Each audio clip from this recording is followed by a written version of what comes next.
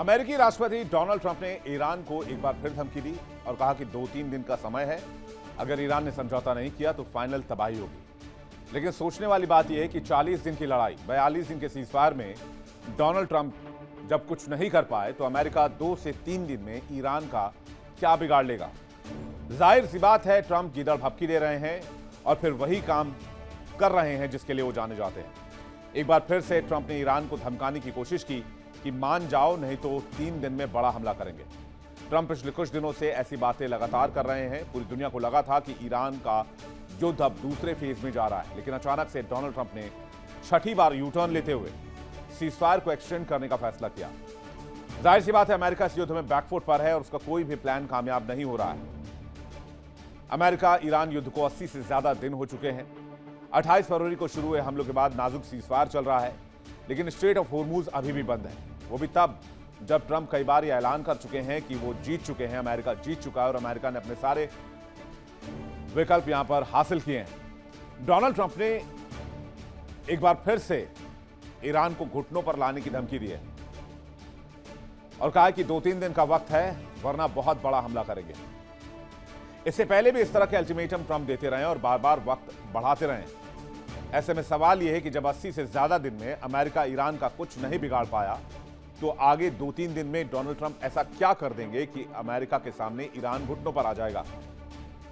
Donald Trump ने हर संभव दांव आजमा लिया है, साम दाम दंड भेद करके देख लिया है, लेकिन डोनाल्ड ट्रंप के हाथ कुछ नहीं। कहते हैं ट्रंप प्रशासन ने हाल में हमले की योजना बनाई थी, लेकिन 18 मई को कतर, सऊदी अरब और यूएई के नेताओं के अनुरोध पर इसे टाल दिया। ट्रंप ने कहा गंभीर बातचीत चल रही है, लेकिन साथ यह भी कहा कि अगर ईरान ने समझौता नहीं किया तो संपूर्ण विनाश होगा। यह बात और है कि ट्रंप की बातों पर तीनों देशों ने साफ तौर पर कहा कि ईरान पर हमले रोकने के लिए हमने कुछ भी ट्रंप को नहीं कहा है। ऐसा नहीं है कि ट्रंप कोई पहली बार ये बातें कर रहे हों, वो पहले भी हमले की डेडलाइन बढ़ा चुके हैं। उन्होंने मार्च में 48 घंटे का अल्टीमेटम दिया था, अप्रैल में 10 दिन और फिर 2 हफ्ते का सीजफायर किया। बाद में अस्थायी तौर पर सीजफायर को बढ़ाया गया।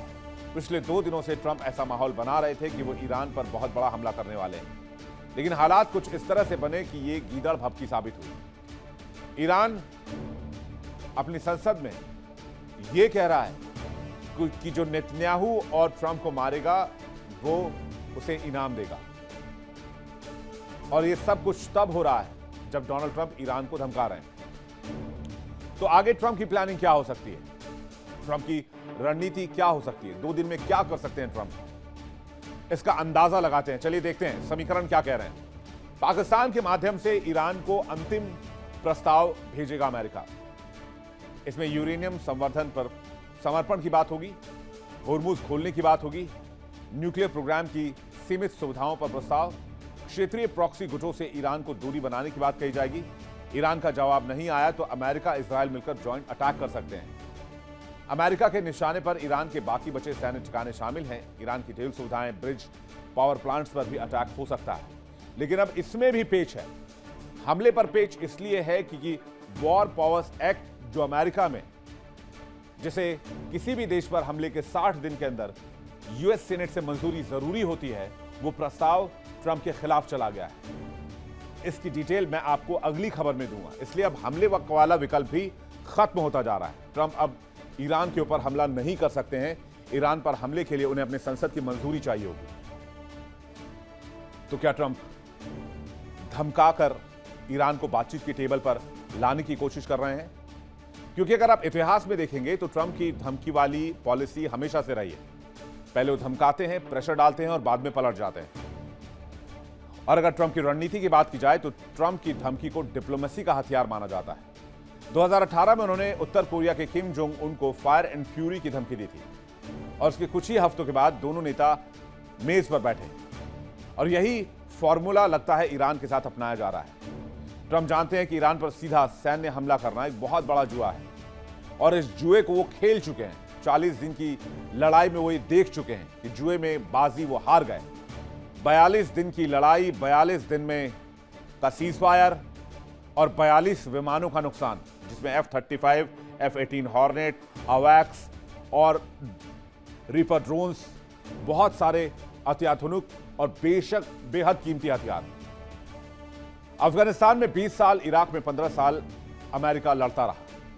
अब अमेरिका किसी और लंबे युद्ध का बोझ नहीं उठाना चाहता है। इस लड़ाई में अब तक अमेरिका को लगभग $30 बिलियन का खर्च उठाना पड़ा है। इसलिए ट्रंप अब आखिरी कार्ड खेल रहे हैं, जिससे ईरान के साथ बातचीत की डील की जा सके, और अगर बातचीत सफल नहीं हुई तो बहाना ढूंढ सकें डोनाल्ड ट्रंप कि हमें ईरान पर हमला करना चाहिए।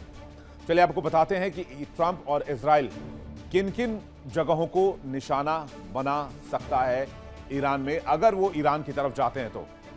मिसाइल साइलोज जो बने हुए हैं उन पर अटैक हो सकता है, IRGC के ठिकानों पर हमला हो सकता है, मुस्तफा खामेनी जिस बंकर में है वहां पर अटैक हो सकता है, जो इंपॉर्टेंट इमारत है वहां पर हमला हो सकता है, जो खार्ग आइलैंड है जहां से तेल निर्यात टर्मिनल बना हुआ है वहां हमला हो सकता है, और ऑयल रिफाइनरीज पर, तेल कुओं पर भी हमला हो सकता है। लेकिन क्या यह हमला होगा? ट्रंप ने जो अल्टीमेटम दिया है कि अगले कुछ दिनों में ईरान पर बड़ा हमला करेंगे, तो यहां यह देखना जरूरी है कि पिछले 82 दिन में ट्रंप 7 से 8 बार ईरान को मिटा देने की धमकी दे चुके हैं और 7 से 8 बार यूटर्न भी ले चुके हैं। और 82 दिन में जो ईरान नहीं झुका है, ट्रंप जो अचीव नहीं कर पाए हैं, क्या वो अगले 2 से 3 दिन में कर पाएंगे? ये भी बहुत हद तक मुमकिन नहीं है। पिछले 42 दिनों से अमेरिका और ईरान में सीजफायर है। इस दौरान अमेरिका और ईरान के बीच बातचीत के कई दौर हो चुके हैं, लेकिन नतीजा सिफर है। इसकी वजह है कि ईरान अपना न्यूक्लियर प्रोग्राम किसी भी कीमत पर नहीं छोड़ना चाहता, क्योंकि उसके नेतृत्व के लिए यह सिर्फ हथियार नहीं, अब राष्ट्रीय अस्मिता का प्रतीक भी बन चुका है और साख का सवाल भी। इसलिए ईरान जिद पर अड़ा है कि वो अपने न्यूक्लियर प्रोग्राम को हैंडओवर नहीं करेगा। हालांकि बीच में रूस ने ईरान को यह ऑफर किया था कि अगर आप अपने एनरिच्ड यूरेनियम को कुछ समय के लिए हमारे यहां रखना चाहते हैं तो रशिया तैयार है इस बात को लेकर। लेकिन ट्रंप कुछ भी कहें, अगले 2 दिनों में कुछ भी बदलने वाला नहीं है। ट्रंप ने टाइमलाइन इसलिए नहीं दी कि 2 दिन में युद्ध होगा, बल्कि इसलिए दी ताकि ईरान बातचीत की टेबल पर आ जाए। अल्टीमेटम की इनसाइड स्टोरी क्या है? ईरान पर मनोवैज्ञानिक दबाव बनाने की कोशिश है। हालांकि यह कोशिश पहले भी कर चुके हैं, कोई नई कोशिश नहीं है। सहयोगी देशों को संकेत मिले कि अमेरिका गंभीर है। घरेलू राजनीति में ट्रंप खुद को ताकतवर दिखाने की कोशिश कर रहे हैं। अमेरिका में वो ये ढोल पीटेंगे कि हमने ईरान को परमाणु हथियार बनाने से रोक दिया और हमने दुनिया को बचाने का काम किया है। वो अपने आप को हीरो के तौर पर पेश करेंगे। होर्मुज खुलवा कर भी वो बताएंगे कि जब पूरी दुनिया होर्मुज नहीं खुलवा पाई तो अमेरिका ने, डोनाल्ड ट्रंप ने होर्मुज खुलवा दिया। अमेरिकी सेना के मनोबल को मजबूत करेंगे, जिससे अमेरिकी जनता और दुनिया को यह बताया जा सके कि अमेरिका हारा नहीं है, बल्कि अमेरिका इस युद्ध से जीत कर निकला है। इसलिए डोनाल्ड ट्रंप को बातचीत की टेबल पर किसी भी कीमत पर ईरान चाहिए। कुल मिलाकर ट्रंप ईरान को अल्टीमेटम नहीं दे रहे हैं, बल्कि वो ईरान को न्योता दे रहे हैं कि वो टेबल पर आए, शांति वार्ता पर समझौता करे और युद्ध को खत्म करे। जितना समय बीत रहा है, ट्रंप का गुस्सा बढ़ रहा है और इस बार गुस्से में ट्रंप बार बार सोशल मीडिया पर धमकाते हैं। उधर अमेरिकी जनता भी ट्रंप की नीतियों से नाराज है। खबर तो यह भी है कि अमेरिका में महिलाएं पलायन कर रही हैं। महिलाओं का कहना है कि ट्रंप की नीतियों की वजह से अमेरिका में रहना अब दूभर हो चुका है। ट्रंप के कारण वायलेंस बहुत ज्यादा हो गया है, इस कारण वो अमेरिका में नहीं रहना चाहती। सोचिए, देश के राष्ट्रपति के खिलाफ जब इतना गुस्सा हो तो दूसरे देश आखिर ट्रंप को कितना वैल्यू करेंगे। उधर ट्रंप ईरान को रोजाना धमकी देते हैं। अब सवाल ये कि इससे ईरान पर कितना असर होता है। जाहिर सी बात है, इसका ईरान पर कोई भी असर नहीं होगा, क्योंकि 28 फरवरी से लगातार डोनाल्ड ट्रंप ये कहते रहे हैं कि हम ईरान को मिटा देंगे। पिछले 82 दिनों में हर रोज डोनाल्ड ट्रंप ने कहा है कि हम बहुत बड़ा हमला करेंगे, लेकिन नतीजा आज भी सिफर है। ऐसा नहीं अमेरिका ने हमला नहीं किया, अमेरिका ने हमला किया, लेकिन हासिल कुछ नहीं हुआ। और उसके ऊपर पूरी दुनिया को लेकर भी डोनाल्ड ट्रंप के ऊपर प्रेशर है। आज यूरोपीय देश ट्रंप पर प्रेशर बना रहे हैं, एशिया के मुल्क ट्रंप पर प्रेशर बना रहे हैं। अमेरिका में भी तेल और गैस महंगी होती जा रही है, इसलिए अमेरिकी लोगों का भी प्रेशर है। उधर ईरान है कि ट्रंप की किसी भी धमकी को वो बहुत हल्के में लेता है और ये चैलेंज करता है कि अगर अमेरिका में दम है तो वो दोबारा अटैक करके दिखाए। जवाब ऐसा मिलेगा जिसे अमेरिका कभी भूल नहीं पाएगा। ईरानी नेतृत्व, खासकर इस्लामिक रिवोल्यूशनरी गार्ड कॉर्प्स, किसी भी कीमत पर झुकने को तैयार नहीं है। IRGC ने साफ कहा है कि वो स्ट्रेट ऑफ होर्मुज अपने कंट्रोल में रखेगा। बिना आईआरजीसी के परमिशन के कोई भी जहाज इस इलाके से नहीं गुजरेगा। यहां तक कि इस इलाके में जो भी इंटरनेट के लिए फाइबर ऑप्टिक केबल्स गुजर रहे हैं, उस पर भी ईरान ने परमिट सिस्टम लगाने की धमकी दे दी है। ईरान ने बीते 5 मार्च से होर्मुज को बंद रखा है और तेल की कीमतों में हर दिन आग लग रही है। होर्मुज की स्थिति ऐसी हो गई है कि होर्मुज में अगर कोई जहाज जाता है तो ईरान उस पर फायरिंग करता है। अगर होर्मुज पार कर ओमान पहुंचता है तो अमेरिका फायरिंग करता है। अभी जो तस्वीर इस वक्त आप देख रहे हैं, ये अमेरिकी सैन्य हेलीकॉप्टर की तस्वीर है, जहां पर एक जवान, अमेरिकी जवान जो है वो हेलीकॉप्टर में सवार होकर ताबड़तोड़ गोलियां बरसाता हुआ नजर आ रहा है एक स्पीड बोट पर। जरा आपको फुल स्क्रीन तस्वीर दिखाते हैं किस तरह से अमेरिका नेवल ब्लॉकेड के पास जब एक जहाज पहुंचता है, एक शिप पहुंचता है, तो उस पर किस तरह से ताबड़तोड़ फायरिंग की जा रही है।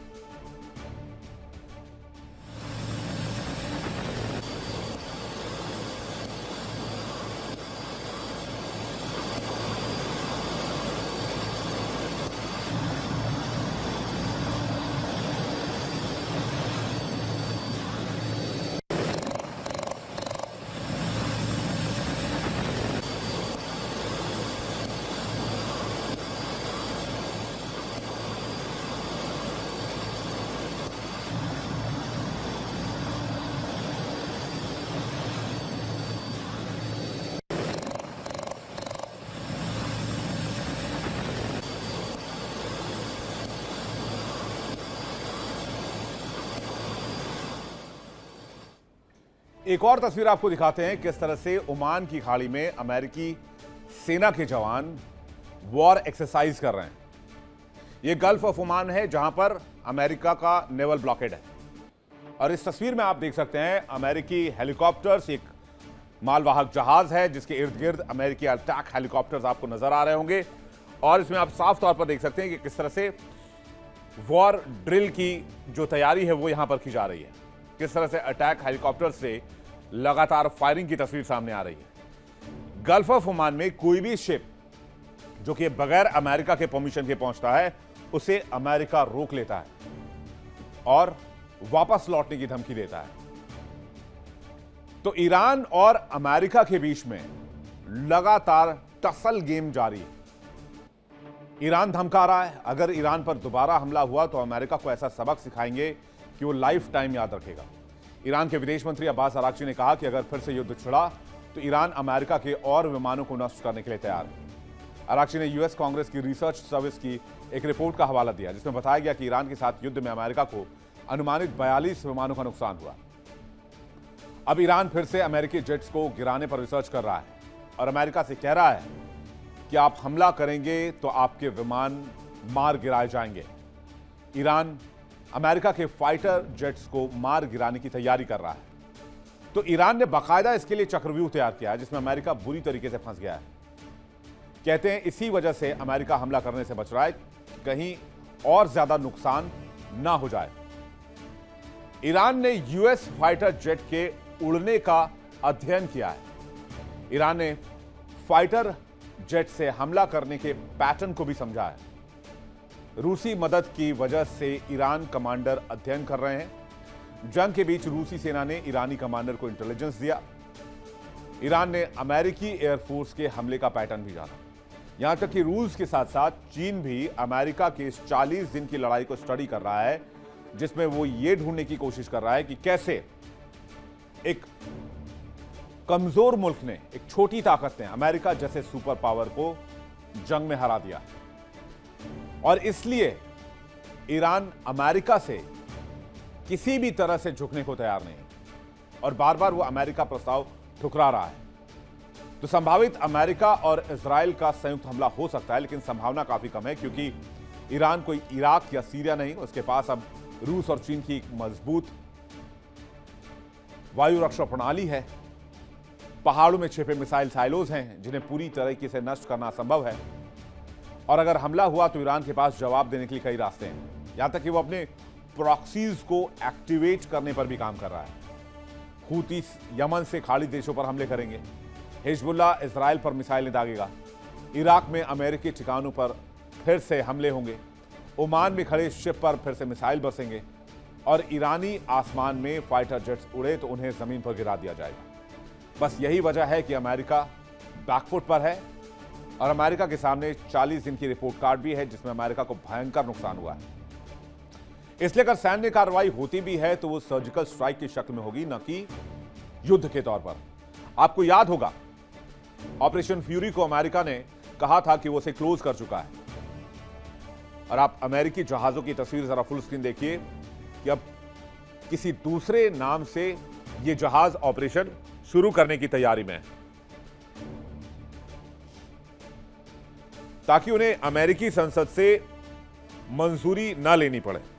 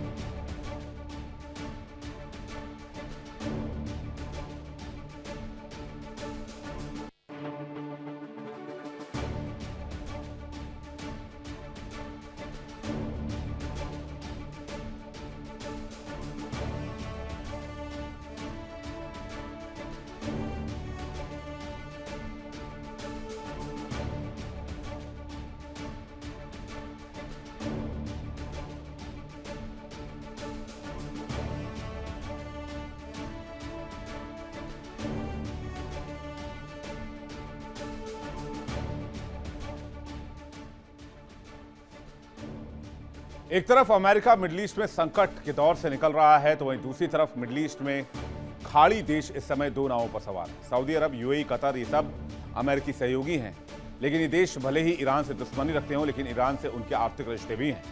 खाड़ी देश नहीं चाहते कि उनके इलाके में युद्ध हो, उनकी तेल सुविधाएं, उनके बंदरगाह, उनका इंफ्रास्ट्रक्चर सब खत्म हो जाए। इसलिए देश पर्दे के पीछे ईरान को भी समझाने की कोशिश कर रहे हैं।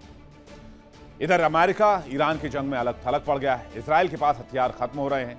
इजराइल अब उतना अग्रेसिव नजर नहीं आ रहा है। अमेरिका हथियार भेज रहा है, लेकिन इजराइल पूरी तरीके से अमेरिका पर डिपेंड हो गया है। अमेरिका में भी हथियार खाली हो रहे हैं। उधर ईरान को रूस, चीन और उत्तर कोरिया से मदद मिल रहा है। चलिए आप देखते हैं कि किस तरह से अमेरिका जंग में अलग थलग है और अमेरिका परेशान हो रहा है। युद्ध में अमेरिका के साथ कोई भी नहीं है। इजराइल के ज्यादातर हथियार अमेरिका के हथियार हैं और अमेरिका के पास भी हथियारों की कमी है। यूएई, सऊदी, कतर जैसे देश दो नावों पर सवार है। खाड़ी के देश यूएस और ईरान से संबंध चाहते हैं। फ्रांस, ब्रिटेन ने युद्धपोत नहीं भेजा, लेकिन साथ नहीं दिया। ईरान के साथ रूस, चीन, उत्तर कोरिया जैसे देश खड़े हैं और उनको हेल्प भी कर रहे हैं। यानी जंग में डोनाल्ड ट्रंप अकेले पड़ गए हैं और अब इसलिए मजबूरी में कहना पड़ रहा है कि हम जंग खत्म करना चाहते हैं। सुनिए डोनाल्ड ट्रंप क्या कह रहे हैं। We're going to end that war very quickly. They want to make a deal so badly. They're tired of this. Should have happened for 47 years. Somebody should have done something about it. And it's going to happen, and it's going to happen fast. And you're going to see oil prices plummet. They're going to come down. There's so much oil out there. They're going to come plummeting down. We're going to end that war very quickly. They want to make a deal so badly. They're tired of this. Should have happened for 47 years. Somebody should have done something about it. And it's going to happen, and it's going to happen fast. And you're going to see oil prices plummet. They're going to come down. There's so much oil out there. They're going to come plummeting down. पूरी दुनिया को energy crisis में डालकर Donald Trump अब Iran से deal की बात कर रहे हैं। डोनाल्ड ट्रंप को हासिल कुछ भी नहीं हुआ। ना वो होर्मुज खुलवा पाए, ना वो रिजीम चेंज करवा पाए और ना ही डोनाल्ड ट्रंप ईरान को झुका पाए। लेकिन अब वो कह रहे हैं कि ईरान बेताब है हमसे डील करने के लिए। लेकिन अगर ईरान इतना ही बेताब है तो अब तक डील क्यों नहीं हुई और बार बार अल्टीमेटम देकर सीजफायर एक्सटेंड क्यों किया जा रहा है? नजर आएगी इस खबर पर हमारी, हम आपको अपडेट्स देते रहेंगे। डोनाल्ड ट्रंप कह रहे हैं कि होर्मुज बहुत जल्दी खुल जाएगा। देखना होगा डोनाल्ड ट्रंप की बात सच साबित होती, क्या वो होर्मुज खुलवा पाते हैं या हर बार की तरह उनके दावे खोखले साबित होते हैं। देखिए इंडिया डेली 24/7 अब आपकी स्मार्ट टीवी पर। इंडिया डेली मौजूद है सभी डिजिटल प्लेटफॉर्म पर लाइव और लगातार। इंडिया डेली 24/7 हर दिन राष्ट्र को समर्पित।